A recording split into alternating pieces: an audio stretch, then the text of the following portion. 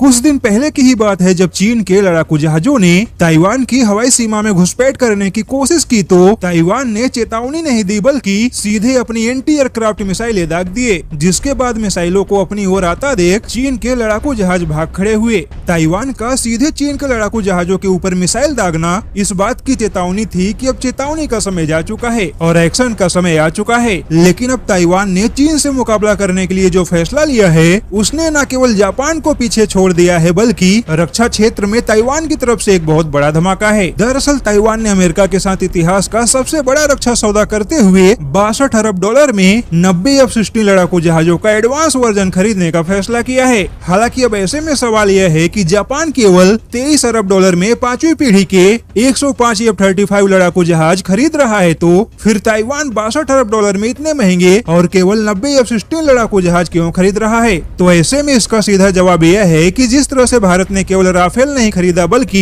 हथियारों से lace advance Rafale खरीदा है, वैसे ही ताइवान भी केवल F-16 लड़ाकू जहाज नहीं खरीद रहा बल्कि अत्याधुनिक टेक्नोलॉजी से लैस लड़ाकू जहाज खरीद रहा है। हालांकि 62 अरब डॉलर में केवल 90 F-16 लड़ाकू जहाजों को खरीदने का सौदा हुआ है, तो यकीनन अमेरिका का ताइवान को मिलने वाला F-16 लड़ाकू जहाज विशेष टेक्नोलॉजी और हथियारों से लैस होंगे। लेकिन जैसा कि ताइवान की है पूरी तैयारी चीन से निपटने के लिए है, तो ऐसे में अमेरिका और ताइवान के बीच हुए समझौते को लेकर कोई अधिक जानकारी नहीं दी गई है। लेकिन यह तय माना जा रहा है कि अगर अत्याधुनिक टेक्नोलॉजी और हथियारों से लैस F-16 लड़ाकू जहाज ताइवान की सेना में शामिल होंगे तो फिर ताइवान के ऊपर कब्जा करने का चीन का सपना ही रह जाएगा। अब ऐसे में देखा जाए तो ताइवान ने अमेरिका के साथ 62 अरब डॉलर जैसा भारी भरकम रक्षा सौदा करके चीन को पूरी तरह से हैरान कर दिया है।